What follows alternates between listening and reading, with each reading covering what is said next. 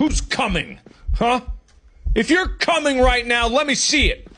What's up, guys? So I just came back from seeing Markiplier's Iron Lung, and I was somewhat surprised.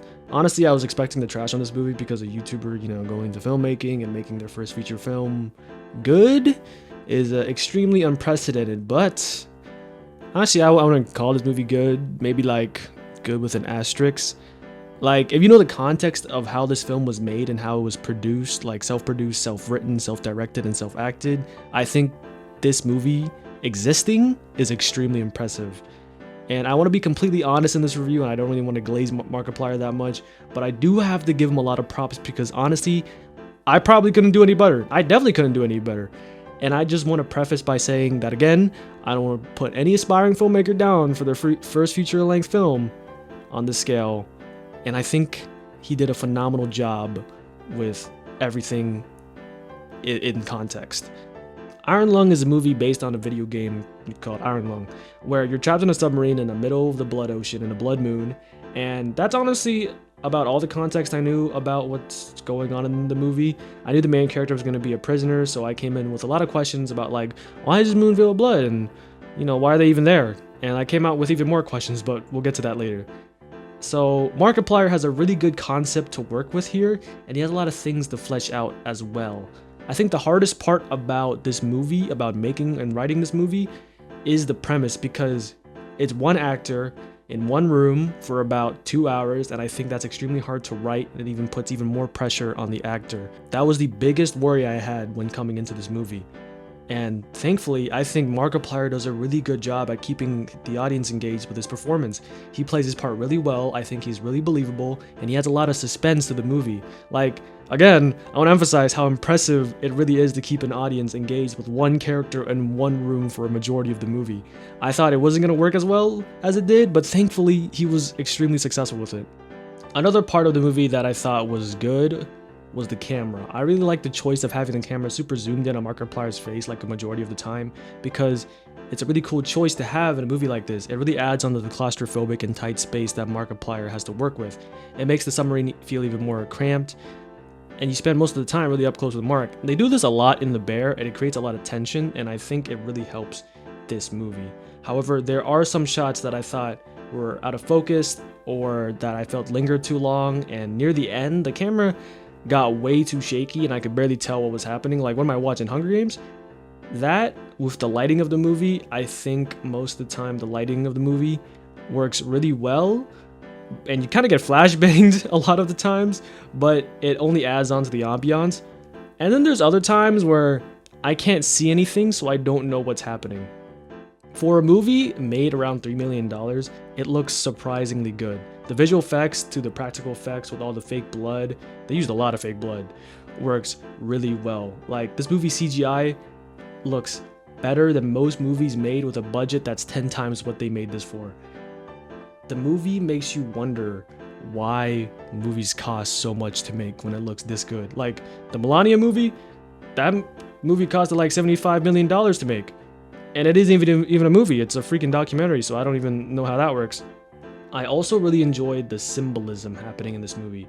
I think this movie can be interpreted in a lot of ways, like there's a lot of emphasis on the will to survive. I saw people interpreting the blood moon as a place of guilt and remorse for Mark's character.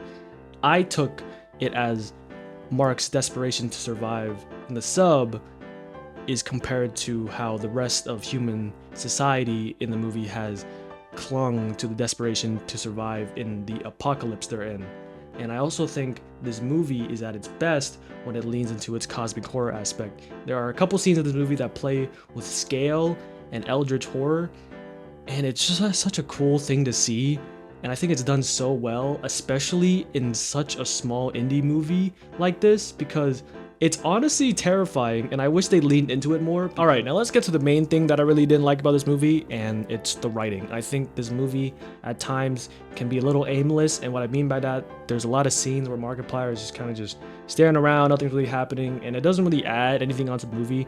I don't feel an extra bit of suspense just seeing Markiplier look around the room, other than, he's just kind of freaked out, but I already know he's freaked out, so yeah.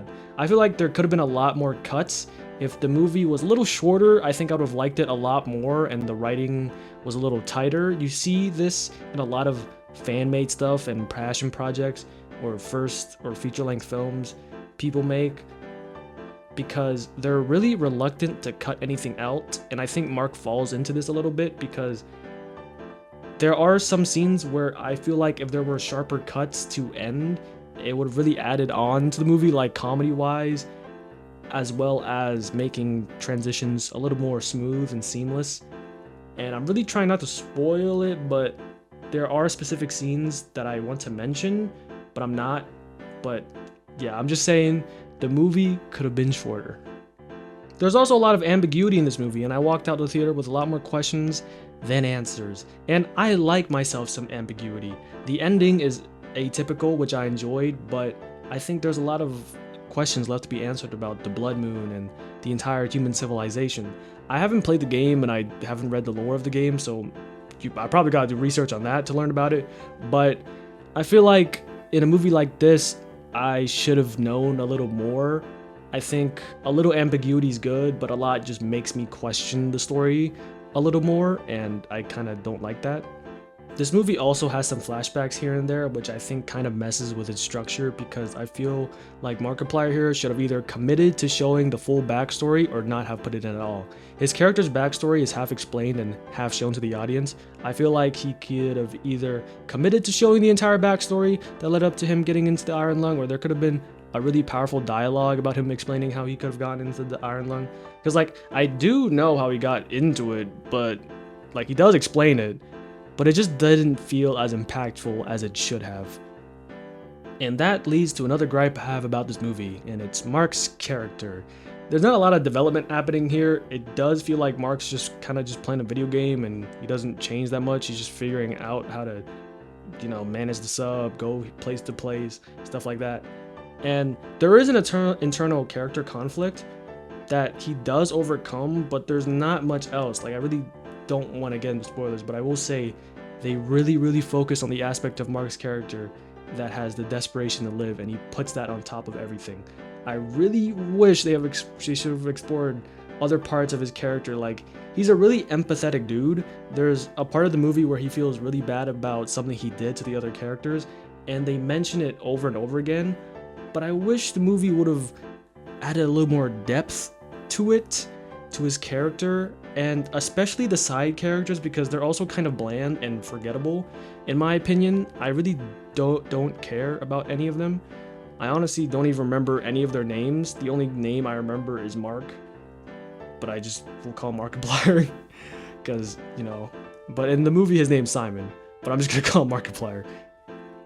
Overall, when considering how this movie was made, it's great. Markiplier did something never seen before here. He self-distributed a movie to thousands of theaters, and he was like top of the box office for like a day, and I think that's super impressive for this type of film.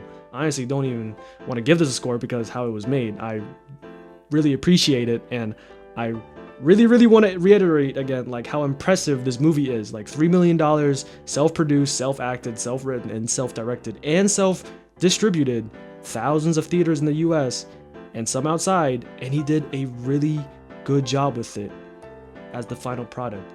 If I were to write this as an actual film review though, I didn't really love it and I didn't really hate it.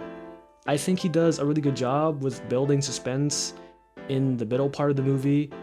Like, this movie split up into 3 acts. I think the first act is kind of aimless and boring. The second act is where it picks up and it's extremely engaging and suspenseful, and that's when I got hooked into the movie. And then near the end of the third act, it kind of lost me because of how many questions were brought up and some directing choices. There was this effect on Mark that I thought was kind of goofy. So yeah, I just find this movie it kind of just screams amateur a little bit, but again, I can't do any better, so just gotta say that again. When I call this amateur, is just I spot a lot of stuff that you see with other first-time filmmakers. I think people should still go see this movie because you'll probably have a fun time, but as an actual film, being compared to everything else, I have to give Iron Lung a 5 out of 10.